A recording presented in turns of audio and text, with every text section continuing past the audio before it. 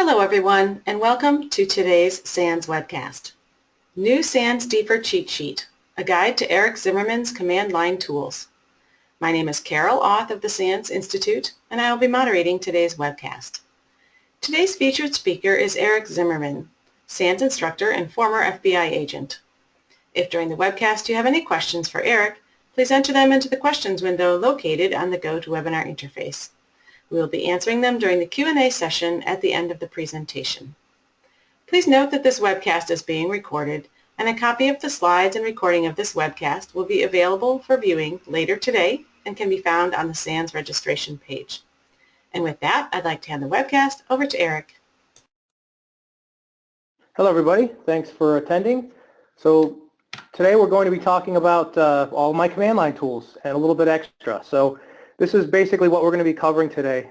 We'll throughout touch on Timeline Explorer, but really at the end I'll actually demo it and show you why it's valuable. But the idea is basically that it can open up any of the output from the tools I'll show you today, along with other common outputs such as Plazo Super Timelines or MacTime timelines or anything that you generate a timeline from a body file.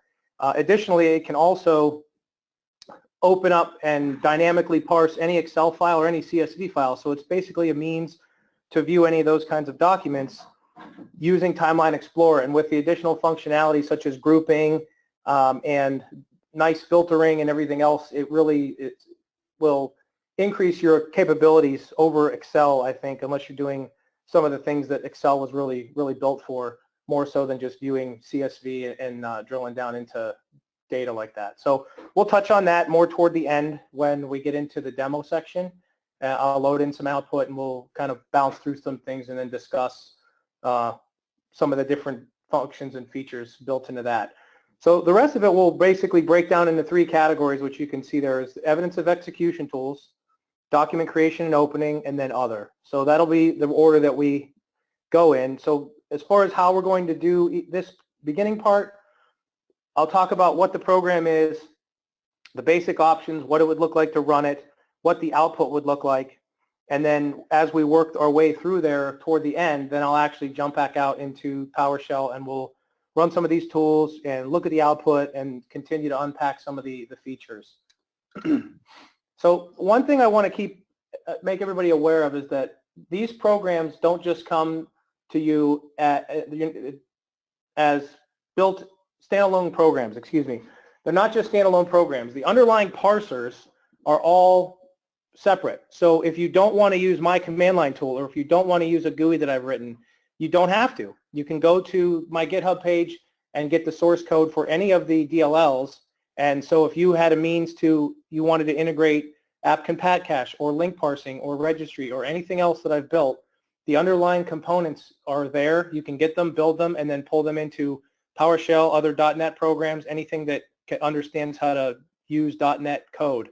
So all I've done is taken those parsers and then wrap a front end around them, but you're not tied into using it. And all the functionality and even more is available underneath the hood, so to speak, if you had the need to go in there and build something and extend beyond what I've given you here.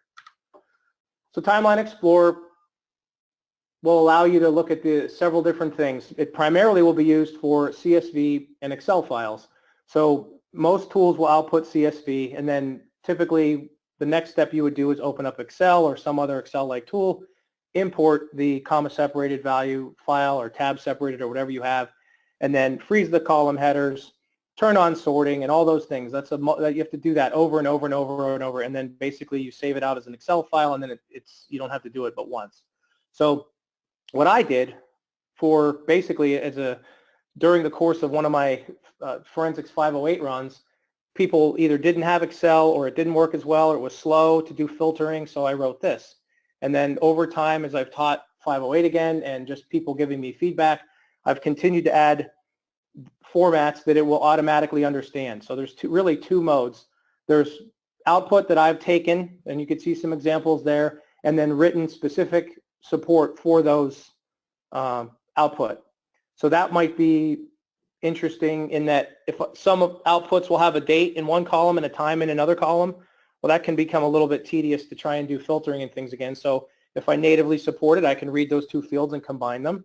And then I have a date time, and that makes filtering a lot easier across the board for us after we have that data imported. So that's really the difference. Down at the bottom with the Open Any Excel or CSV, that's going to give you exactly what it looks like inside the file. It's going to read in the column headers, read in all the data, and then display it in a grid. If there's anything in there that Timeline Explorer identifies as a date and time, it will apply our default date time formatting across the board, and you'll see examples of this as we go through the program output. And then also when I jump out and do a live demo at the end with some of the outputs that I've already generated. So for the command line applications, rather than talk about the same options over and over and over, I wanted to kind of pull those out and then talk about them up front. But keep these things in mind as we go through a lot of the other programs, is that these common features are in most of the programs that we'll be looking at here from the command line perspective.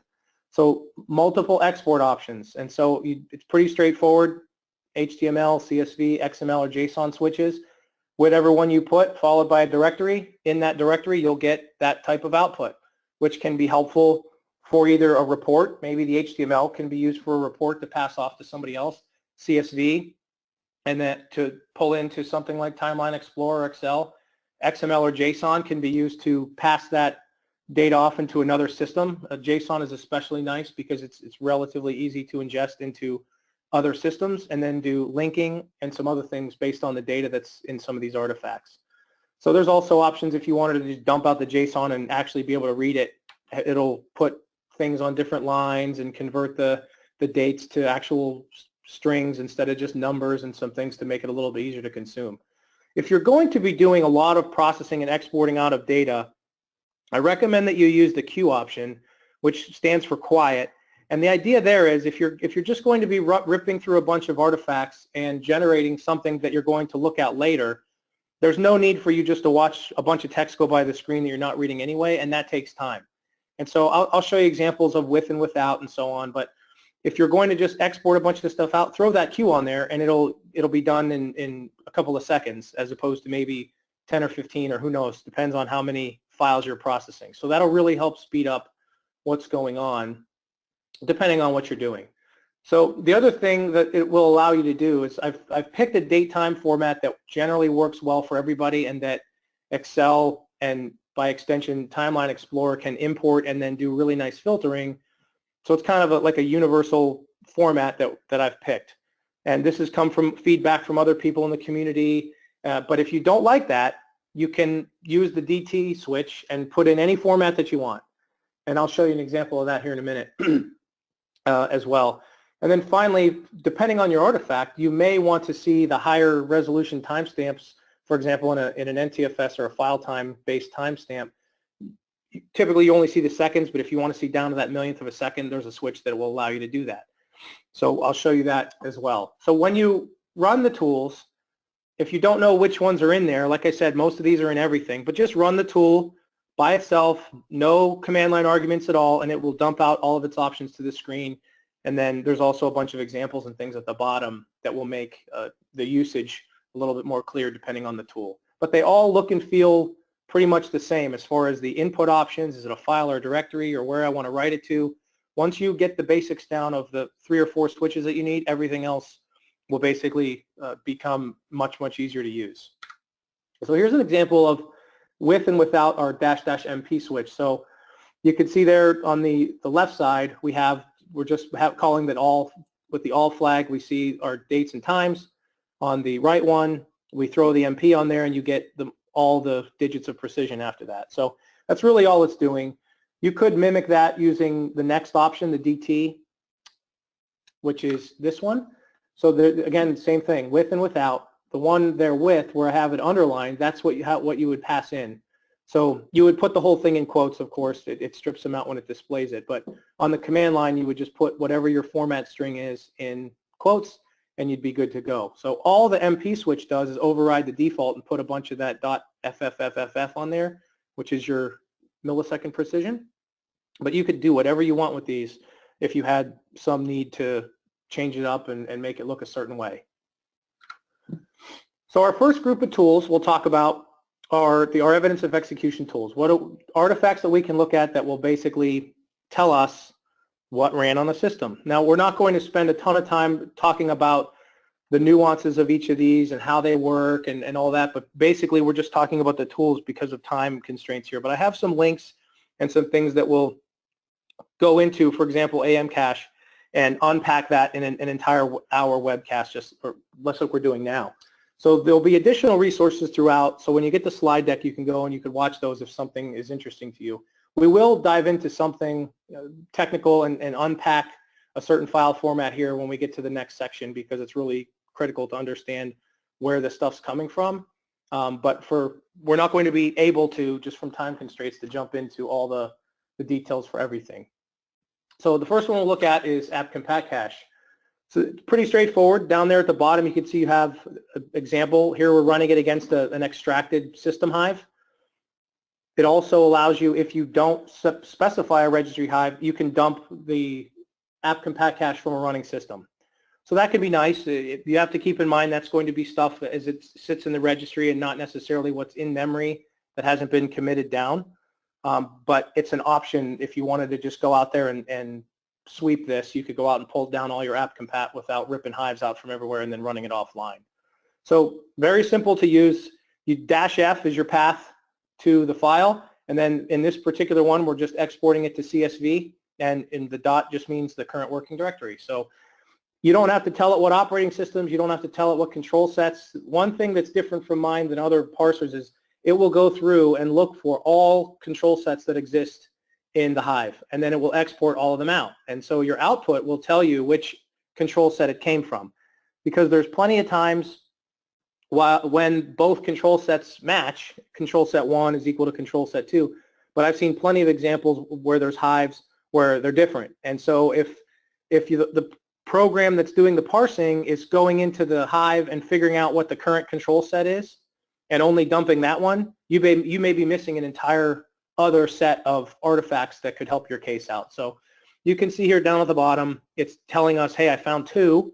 If you want to dump just one, just use the -C option, -C2, -C1, whatever, and you could limit the output. And here it knows it's an XP system. It knows what the data look like in the value. So it just puts that in the output file name so that you have a little bit of context. You would obviously know where you got the hive in most cases, but it just makes your grouping a little bit easier. If you run it against the live system, it will use the host name of the system in the file name. So that way when you're pulling a bunch of stuff back, it's not like, well, I have 10,000 Windows 10 TSV files, now what? It'll tell you the host name in there in the file name itself. When we run this, you can see at the bottom we get the results saved to in our output file. If we pull that into Timeline Explorer, we see something like this. And so I've scrolled down a little bit just to see where the control set 1 and control set 2 breaks. But this is now, you can do whatever you want with this. You can sort, you can group, you can filter, you can hit Control F and find, and it'll do highlighting of the hits for you. We can group by control set. You can tag individual entries using Control T, which then the nice thing about that is then you could filter on the tag which ones are tagged and then export out an Excel file just with things that you've marked as interesting. So it's a way basically to do slicing inside of anything you can pull into Timeline Explorer and then export that out to hand off for somebody else. So you can almost build a mini timeline out of a bigger subset of data across the board. And as we go in there and use it, I'll demonstrate it, of course, and manipulate the columns and do some searching and everything else. All of the controls and the sorting and the column positions, all of that gets saved, and every time you would load back in another app compat cache file, it would reapply those. So if you wanted to hide a column, change a position, do syntax highlighting, which this fully supports, you could say, I want you to color anything that has the word unzip.exe in it in purple, and every time it sees that, you'll have a purple line. And we'll see examples of that in our super timeline here toward the end when we look at Timeline Explorer a little bit closer. So that's really it for app compat parser. You just run it. It's going to go into the individual hives, pull out all of the individual entries, and then decode them and give us that list. Right? So the thing to keep in mind with, if I go back to this screen real quick, the thing to keep in mind with app compat cache is that the date in there, your first inclination and what you want to be true is that that's when it ran, and it's not. It's the last modified time of the file. So you'll catch yourself doing it if you've never looked at these before, and even if you have, like that's the tendency, oh, that's when it ran. No, that's when it was modified based on the date and time on the file system. So keep that in mind. The other thing that I wanted to point out here is you can see there's an executed flag. Depending on your operating system, you may or may not have an executed flag. Some operating systems don't track it. Other operating systems do, and it would tell you true or false. Just because you see something in app compat cache does not mean that it ran. So that's a very important thing, and that's where that executed flag comes into play. Now XP doesn't have it, so it just shows NA, but Windows 7 and other systems would show executed true or false, which you could quickly just filter down on, and hey, there's the ones that ran, because it actually keeps track of that stuff. The next one that we'll look at is the AM cache parser. And so there's a little bit of background here on AM cache just because it's a pretty big artifact as far as the amount of data that's in there. If I start kind of toward at the bottom, this is one of those links where if you were interested in this topic to really dig into what the Hive looks like, how we do the parsing, how do the tools work, what are the tools testing, and things like that, go watch that hour-long webinar, and it will unpack all those things. So the takeaway here is that it's a registry Hive, so you can use any tool that understands how to parse a registry Hive, but there's a lot of data in there, and how we look at it and how we pull it out, that's where the magic of AM cache parser is. And that second bullet point there is what that magic is, in that I'm only going to start tracking or exporting out rather for you to look at things that are unassociated. So for example, if you install Microsoft Office or Adobe Photoshop and it puts 3,000 files on the computer, you may be interested in those, but I'm more interested from an investigation perspective, at least initially, not across the board 100% of the time, but I'm more interested in things that didn't come from a known good source. For example, did somebody run rar.exe from a temp directory that they either downloaded from the internet or unzipped somewhere and it didn't get there from an installer? So AM cache parser will filter things out into different buckets. Unassociated means AM cache parser could not determine what installer put that file there. And then if you use the -I switch, you can also get out all the associated files and then all the program entries, basically everything that was installed. We ran Office, we ran Winamp, we ran Ncase, whatever you installed, those things would be grouped and categorized so that you can filter them out. You could do whitelisting, which is the last point there, based on the SHA, because one of the nice things, artifacts that they added in here, one of the bits of information is the SHA-1. So if you had, for example, a known good image, you could go in there, dump your AM cache, pull out the SHAs of all the binaries that you don't care about, you want to get rid of, right, just because it's less for you to look at, and then those things wouldn't even show up in your output, and it would tell you, I dropped this many because of the whitelist. The opposite of that would be, I found evil, and I have 15 SHA-1s of malware that have run in my environment, now I want to go out and look for just those. And so it wouldn't show you anything except stuff that matched your blacklist. And so those are the kind of things. I've done blog posts on this as well at my blog, binaryforay.blogspot.com, but that hour-long video will walk you through that as well there down at the bottom. As far as how we run that, very straightforward. You see the same arguments. We see our -F, path to the Hive, and then CSV to the same directory. So it goes through, it processes our Hive, and then down at the bottom you can see we found 16,000 plus entries, total files, and then out of that we're able to call that down and say I only have 243 unassociated entries. So everything else came from an installer.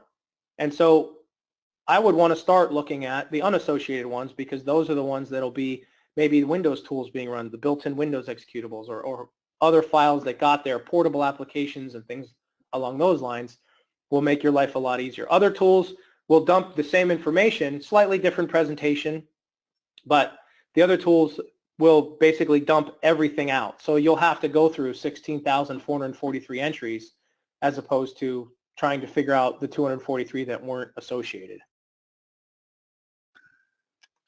Our output, this is a very small section. If you look at the scroll bar on the bottom, you can see the scroll bar will go pretty far on this, just because this is one of the challenges with forensic artifacts, is that we have this rich data that a lot of times is nested, but how do I represent that horizontally? And so, I mean, the answer is you just keep adding columns, but the downside of that is we have to potentially scroll around. So this comes into why Timeline Explorer is nice, because as you go through these artifacts, you may look at the data and go, I don't really care about this column. I don't want to know just the file name or when it was compiled, or I want to hide 15 of the columns. And so the next time you pull in a Amcache file, those columns will be hidden, and your view will be exactly as it was before, along with all of your color coding, any other formatting rules that you've set up. All those things persist and will get reapplied every time you open up one of these files. PE command is prefetch parser. So very straightforward to use, like you'll see, but this one, it goes beyond just a single file, and that we can throw a whole directory at it and then dump out an entire directory full of prefetch in one shot, as opposed to doing them all individually, and then you just export it out into whatever format you're interested in. So you get full support for all the different formats, right? Windows XP to Windows 10. But the one thing to be aware of is if you're going to decompress or deal with Windows 10 prefetch, rather, they're compressed by default. And so I use the Windows API. This is one of the few things. I don't like using the Windows API in general. For forensics, we don't. But I'm not aware of anybody with a known working implementation of this decompression algorithm. There's a few people that are close in it, but I don't know that it's 100% yet. So I rely on the Windows API, which means if you're going to run PE-CMD against Windows 10 prefetch files, you need to be running on Windows 8 or better, because that's where the API exists. If you do that, it'll work fine. If you run it on Windows 7, it'll just say, hey, I can't decompress this. I'm missing the API. So other than that, everything's seamless. You don't need to tell it what operating system or anything like that. It'll figure all that out for you. The one other thing that this does that's pretty cool is, by default, and you could extend this, but it allows for highlighting of keywords. So in the next screen, we'll see an example of some of the output, but most of the time, one of the things that we want to try and key in on is what's running from places that's outside of normal, or what's running from a temp directory, maybe, or the recycle bin, or whatever your investigative interest is. You can set up certain rules around that, maybe certain indicators. Well, PE-CMD comes with two built in. So anytime it sees TEMP or TMP in a path referenced in a directory or a file, it will highlight that line in red.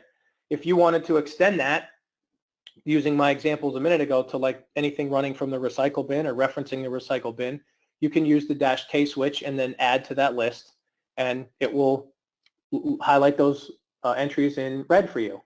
So that can be pretty helpful, just to help your eye key in on certain things, depending on how a lot of data, again, right? We want to use the capabilities of the tools to let us drill down into important things, so that we're not just like, oh, another one, another one, another one. That red's going to jump out at you. So it makes it a little bit easier to identify things, the signal in the noise. So this is a really good one if you're interested in trying, like, exploring some of the internal data.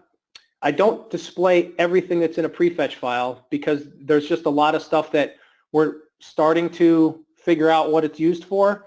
So I don't have it displayed on the output yet. But if you wanted to see it all, or push it all into another system, that's where the JSON export comes into play. Because when you export to JSON, you are going to get every single property, every single collection, regardless. It'll often be far more than what you see displayed on the screen. And then for what I talked about earlier with trying to represent that rich hierarchical data horizontally, you'll see a lot more in the JSON. So keep that in mind. That could be very interesting depending on if you're doing research into these things, or you want to pass that off, or and so on and so forth. Those switches are there for that reason as well. This one is also a little bit different, and when you use the CSV export, you don't just get one file, you get two. So you get the normal kind of, hey, here's everything about your prefetch type thing, and then you also get a mini timeline. And so we'll look at that here once we look at what a typical run might look like. So here you see we're just passing in at the top a -F to our prefetch file. If I wanted to run an entire directory, I would use -D, and that's pretty consistent across the tools. So there's our keywords listed toward the top. and then it starts just unpacking things. So you can see the executable name, how big it is, it knows what version it came from, Windows 10. There's our run counts. So here we have 4, but depending on the version of Windows your prefetch file came from, you might have up to 8. And so it would display it just like that, up to 8. Your run counter, of course, would continue to go up. And then it just starts displaying everything out. Here's all the volumes that are referenced. Here's all the directories. And then there toward the bottom is an example of a hit, one of those keyword hits. The string TEMP is in there somewhere. It's on the right side. And so that line gets changed to red. So if we were to put 2017 or bit or anything else via that -K switch, those lines would automatically show up as red as well. This is an example of what our main output looks like. So the primary CSV file is going to have the prefetch file it came from, the source modified, accessed, created, the executable, then you see everything else just kind of running out to the right there, the hash, the size. So we're basically taking that vertical output, moving it horizontal, and you're good to go. Way out to the far right, you'll see a list of all the files and a list of all the directories. If you wanted to unpack those, you can use Control-C throughout and then dump it into text editor or whatever you want and then start browsing through those. But I include them in here, but to try and look through 80, 100 directories this way, trying to put them in their own columns, it's not feasible. So they're in there. You just have to pull those out if you wanted to drill down into something, or if you see something interesting here and you want to go back and reference it, you would just run PECMD against an individual file, and then of course you could scroll up and down or redirect your output and have all those details unpacked for you. This is what our timeline view would look like. So it's very simple. We have a runtime, and then you get a runtime, each one, and then the name of the executable that corresponds to that runtime. So down there, the ones that I have in the red there is atom.exe. So you see the runtimes, and then there's the output from the screen we saw before. So it ran 4 times, so we would expect to see 4 entries, which we do, and then our runtimes correspond. So this is a really nice way, just from prefetch, to say, give me all the runtimes. You could drop this into other timelines or whatever else you want to do. This was a suggestion that Rob Lee had, and we put it in there. It's pretty straightforward to do, and it's valuable. So you keep that in mind. It'll tell you when you're using the CSV output, you're going to get 2, and this is the second one. So that takes us away from evidence of execution and over to document creation opening. Primarily, we're going to be talking about link files or containers that have link files in them from this point forward. I see a couple of questions coming in. I'll get to those at the end as well. So if you have any questions, feel free to type them in whenever you want, or we'll have a set time at the end. Of course, you're free to pull in any questions, and we'll go through things there. So the first things that we want to talk about, or the next 2 things are going to be LECMD, just straight up link parsing tool, and then JLECMD, which is our dump list parsing tool. But before we get into those tools, I wanted to spend some time talking a little bit more on the technical side, because one thing that I am an advocate of is not just presenting how to use a tool and here's some output. Like, I want people to understand what the data looks like, where it comes from, so that you see something, you see a relative path, you see arguments. Well, how does it get there? How does a shortcut track that? All the nuances of the binary format. So the next few slides, we'll walk through parsing, how to actually rip all this data out of a link file, so that when you run the tool, you're going to be able to reference back to this and go, oh yeah, there it is, there it is. Here's these common structures.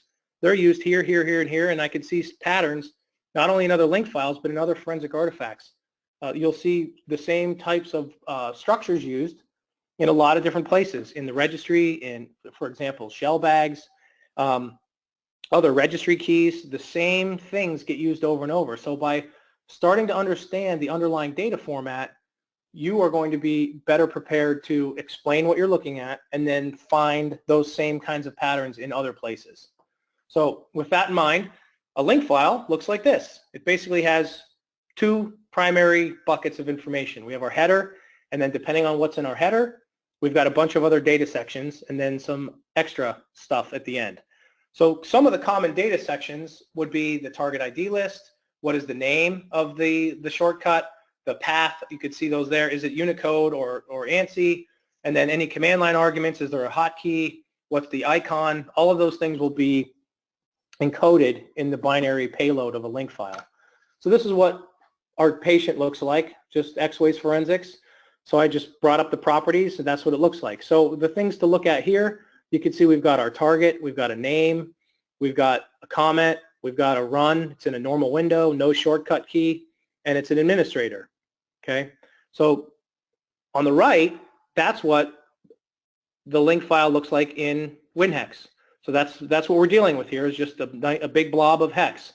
Now you can start picking out certain things in there, like could see some strings, right? We see X-Ways Forensics.exe, and there's some other things in there, but there's a lot of other details in there, and that's the kind of stuff we'll start working through next. So if we look at the header, this is what it looks like. The yellow part is the header. So it's hex 4C bytes long, and then each individual piece of the header I've put in a different colored box, and then there's an arrow that kind of gives you the description. So the GUID, that's the signature. If you're going to be carving or pulling things out of other artifacts, one thing you can look for is the 4C and then that GUID. And if you see that, that's generally going to be the preamble, so to speak, for what a link file would look like, part of the signature. The next part is the data flags, which we'll spend a minute unpacking that in a minute, but that's going to control what else exists inside of a link file. Okay, so and we'll see a broken down example of all those flags here in a second. File attributes works the same way. This one's 20, so it's an archive. And then there's your dates right there following after that. We have 3 groups of 8 bytes. Those are your created, accessed, modified. So those are 64-bit file times, and they just one after the other. You pull them in.